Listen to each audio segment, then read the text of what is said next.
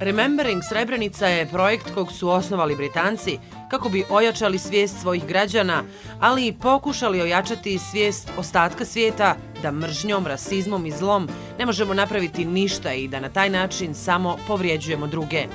Svake godine širom Velike Britanije obilježava se godišnjica najvećeg zločina u Europi nakon Drugog svjetskog rata, zločina koji se dogodio u Srebrenici. Waka Razmi je Indijec koji je pokrenuo ovaj projekt.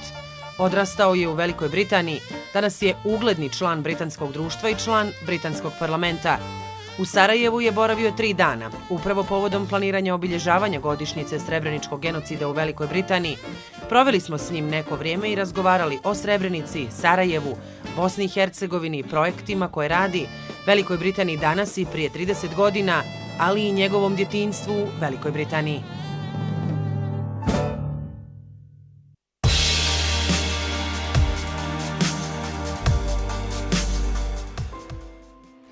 Mr. Azmi, you were born in India and then moved to the UK. How comes? Well, my family moved to the UK and this was really my father's wish. He was in the UK in the 1970s and he wanted us to join. He felt that the family should be closer to him. So he invited all of us to join him. And so we came in 1982 with my immediate family, my brothers and my sisters, and we've been in the UK ever since.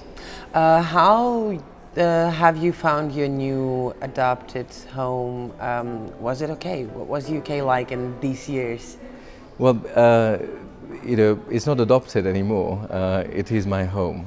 So the UK really is a home that I know because the years that I've spent in the UK really from a young age to now is the formative years.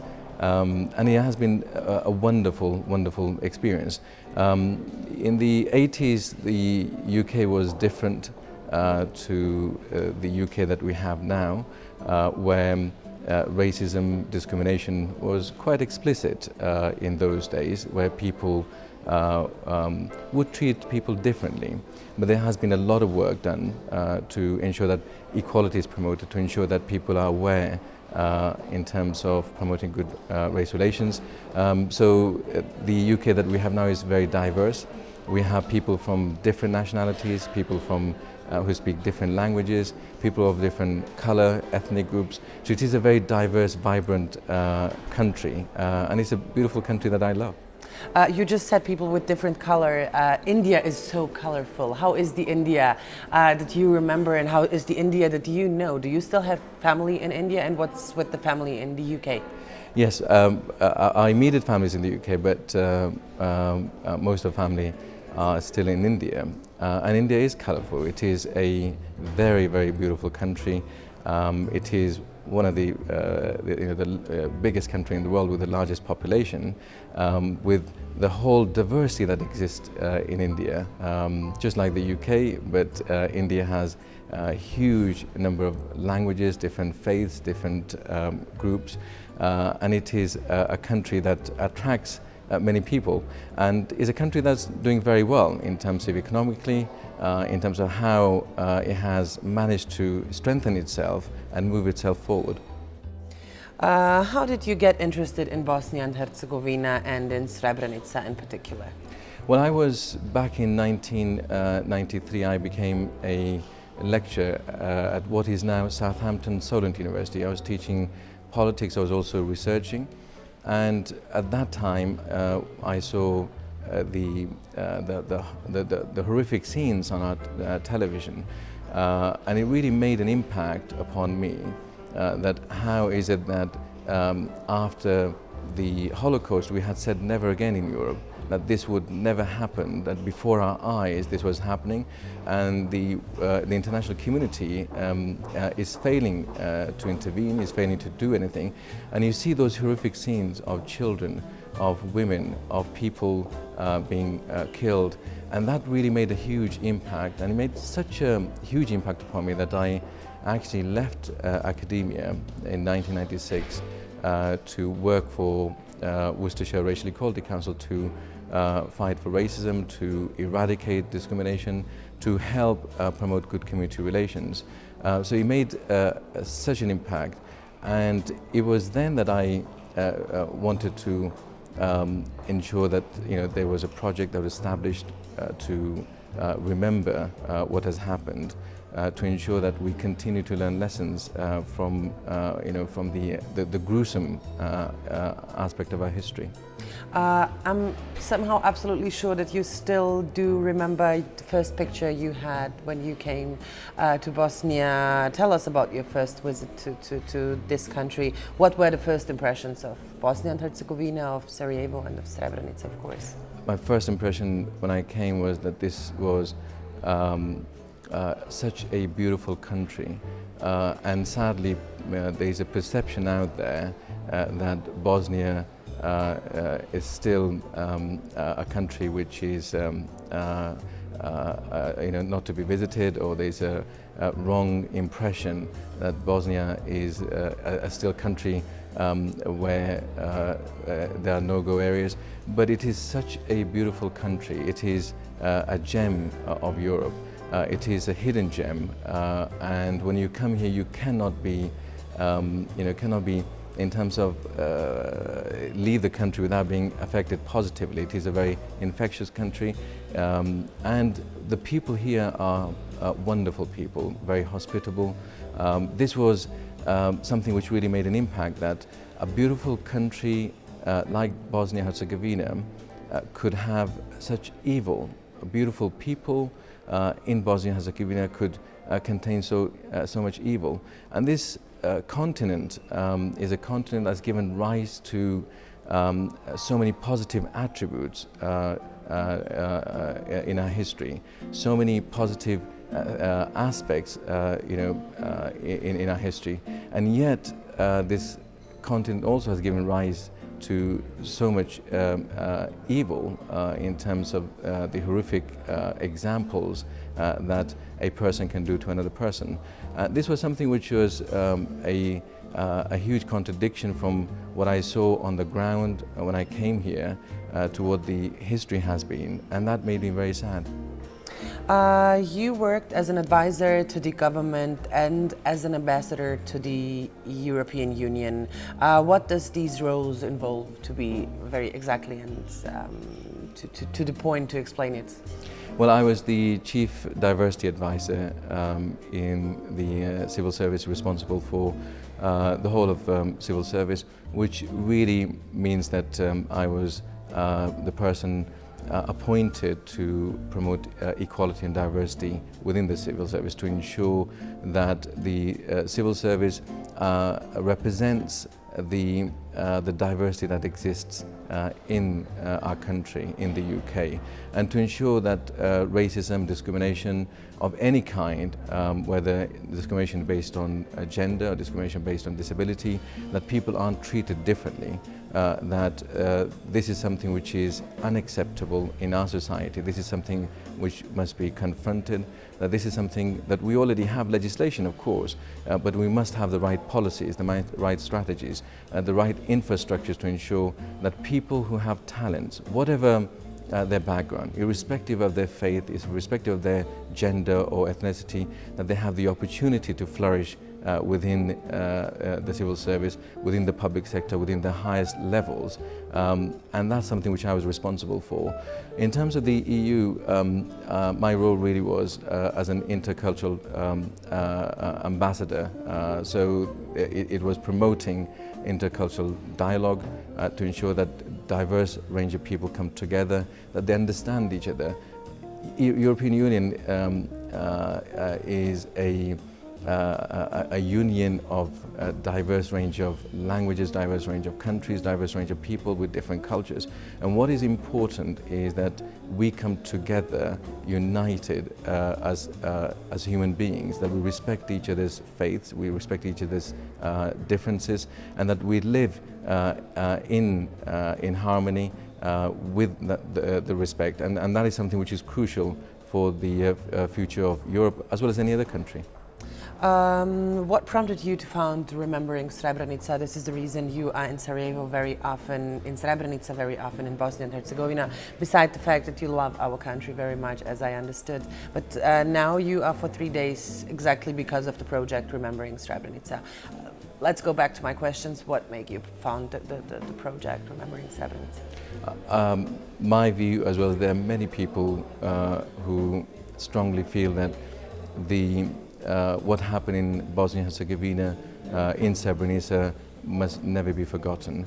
This was the worst atrocity since the Second World War, the darkest chapter in our history since the Second World War, where thousands of people were murdered, innocent people were murdered, and there are still people in this country who are suffering, particularly the mothers whose agony continues, and that we must honor the victims, we must honor those people who have suffered and continue to suffer, that we share their agony, and that this is something that teaches and must continue to teach us as well as future generation that hatred, racism and bigotry is something which cannot be allowed to prevail in any society.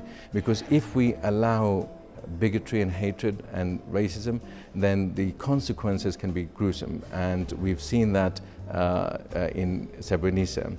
And for us, in order to do that, there has to be an approach where we can actually ensure that we raise awareness. And Remembering Srebrenica is the UK charity that does 3 things. One is to commemorate annually the Srebrenica Memorial Day. The second is to bring educational visits to Srebrenica for people to see, for people to talk to mothers, to realize what actually happened. Because human memory can be so short, people forget very quickly, and it is important that people are reminded that this happened, and it happened in our own lifetime very recently in Europe, and the international community allowed it to happen, that we must learn lessons, that this must not continue. So those who come to Srebrenica visit the Potocari, the memorial complex, talk to the mothers, talk to survivors, and go back to the UK with a pledge to raise awareness in their communities, to promote good community relations. The third aim of the project is to promote education and awareness raising within schools to ensure that children who have no knowledge of what I saw on television when I was back in between 1992 to 1995, that those children also learn that this is something we must preserve the memory so that this can be carried on from generation to generation, that racism or hatred, the evils that exist within humanity must be confronted. Do you think that sufficient attention is paid to Remembering Srebrenica and in general to Srebrenica genocide in the UK and in the whole world, actually? Well, in the UK we are proud that Remembering Srebrenica, as the charity organises the Memorial Day, is doing a huge amount of work, and we're delighted that that we're the first country in Europe to have implemented the European Parliament's resolution. As you know, the European Parliament passed a resolution in 2009 asking every member state to commemorate 11th of July as Srebrenica Memorial Day, so that we learn the lessons from Srebrenica. And the UK has been the first country that has done this, and we've done this with the backing and support of all our political leaders, whether it's the current Prime Minister David Cameron, or the Deputy Prime Minister Nick Clegg, or the leader of the opposition Ed Miliband, and the First Minister in Scotland Alex Salmond, but also the religious leaders in terms of the Chief Rabbi, Lord Sachs, the previous Chief Rabbi, and the current Chief Rabbi, as well as the Archbishop of Canterbury and the Archbishop of Westminster, Cardinal Vincent Nichols. So this has been something which has united everyone, whatever people's political orientation or religious orientation, where leaders understand and know that this is something beyond politics.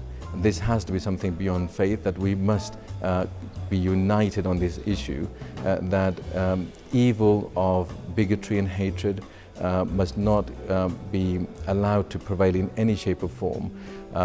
And we are delighted that UK has, we've managed to achieve this in the UK. This year, I'm pleased to announce that we will be holding memorial days in 3 countries in the United Kingdom: in England on 8th of July, in Wales on 9th of July, and then in Scotland at Bute House, which is the First Minister's house, on 11th of July. And then we would also have 30 local commemorations in different cities and towns across the UK. In terms of Europe, we would encourage other European countries to also adopt and implement the European Union resolution. This is a chapter, the darkest chapter in our history, and we must preserve the memory, honor the victims. So we hope that other countries would follow and really take this seriously, particularly given the rise of the racist agenda and the agenda of different organizations that are promoting hatred in Europe.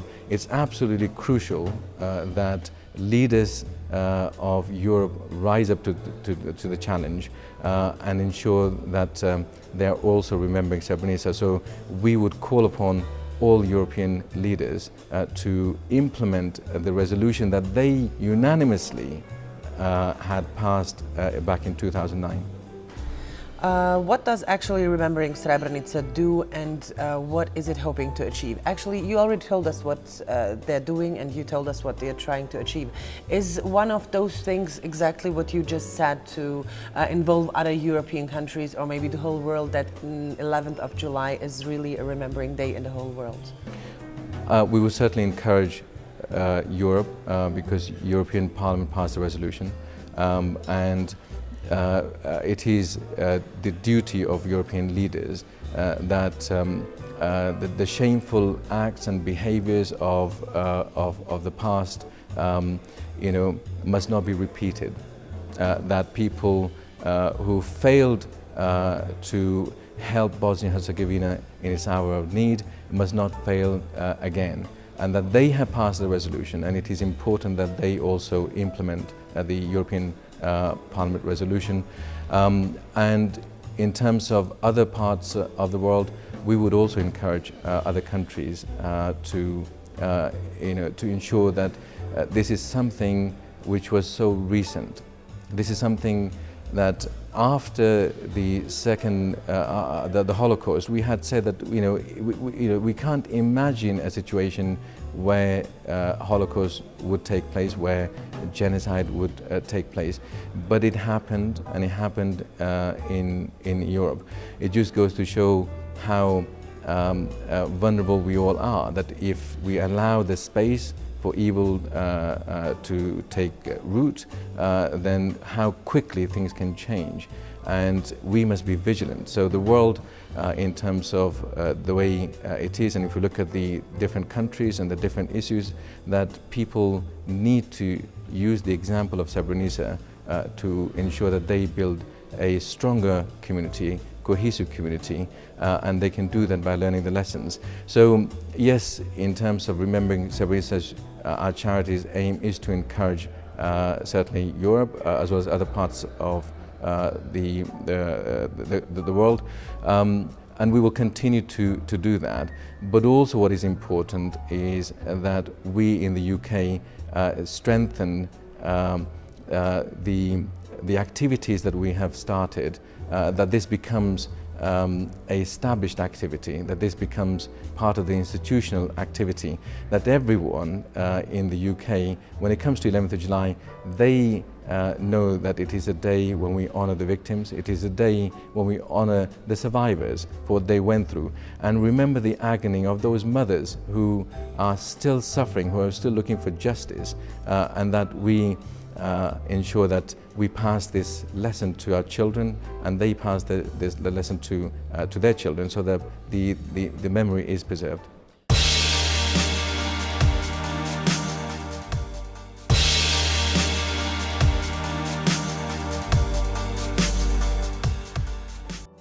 You already told me what you are planning to do this year on the 11th of July.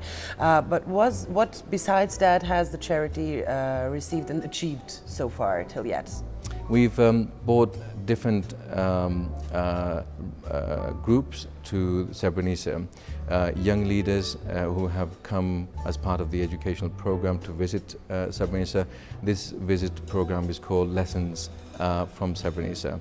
So young leaders have been and will continue to come, as well as different groups of people who are key influencers in our society who have come.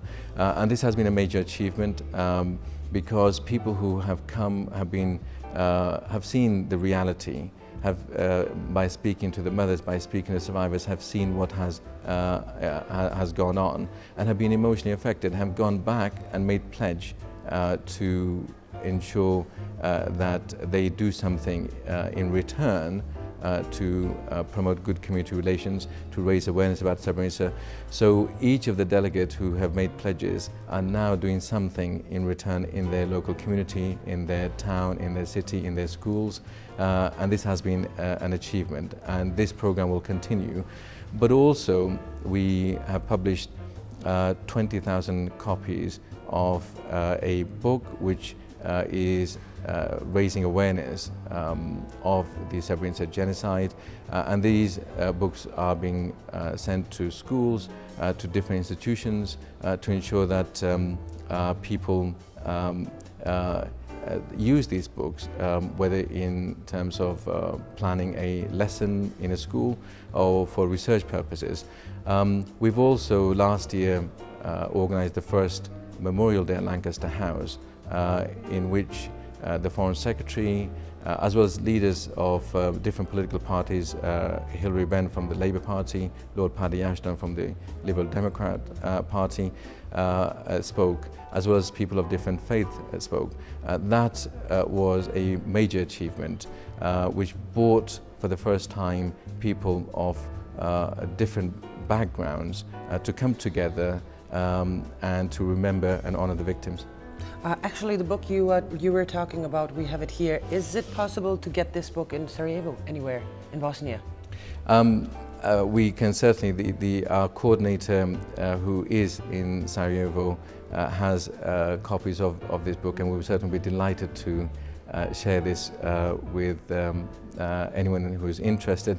And we would say that this is something which is so critical that people should not only use this but do further research on this subject, because this is something which is needed.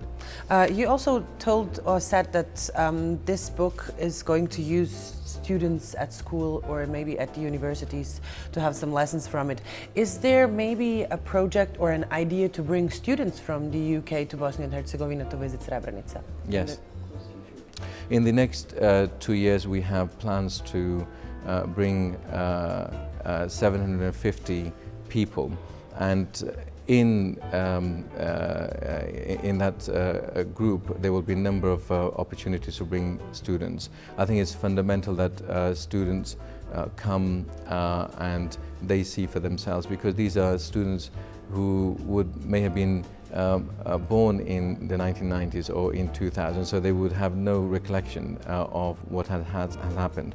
So working with the students is something which is a fundamental goal of our charity, and which we will obviously work with different schools and different education institutions to do that. But also other young people who have graduated or people who are working in the community, young people. There are a number of people who are doing tremendous amount of work, who are tackling extremism, hatred, that we also bring those young people, because young people are our future.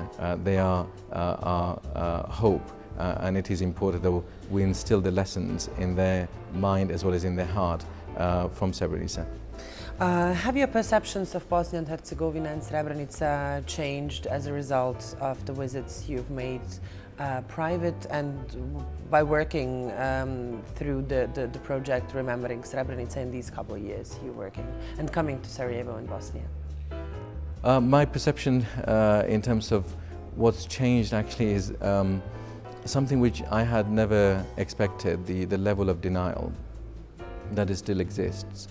Where genocide has happened, where the international courts have said that this is the worst atrocity. This was the genocide, the biggest genocide since the Second World War. The European Parliament has passed a resolution. The United Nations has accepted that this was a genocide. That yet still you have people who are living in denial that genocide never took place. This brings shame upon those people that they continue to support the evilness that existed, and that evilness seems to be carrying on in their hearts. And this is something which is shocking for me to see that after 19 years that people there are some people who are not willing to accept that genocide has happened.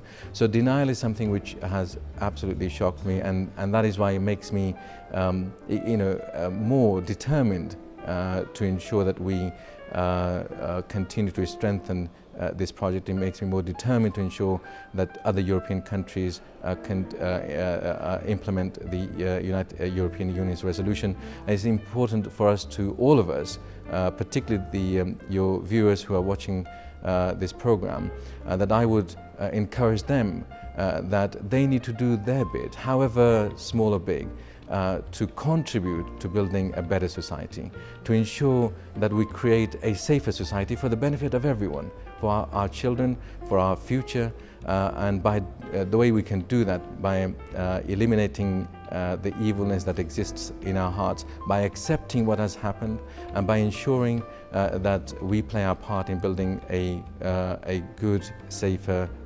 society in this country, as well as contributing to creating a better, safer world for everyone else. What would be your message for the Bosnian people? Do you have a message for the Bosnian people? I would say that Bosnia-Herzegovina is one of the most beautiful countries, with people who are so gracious, people who are live in dignity.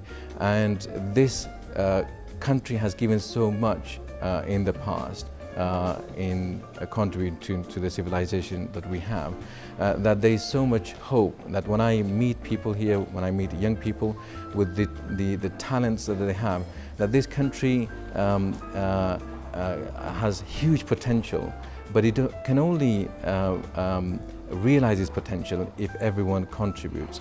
And it's really important that, first of all, that we accept what has happened in this country, that this was the darkest chapter in our history.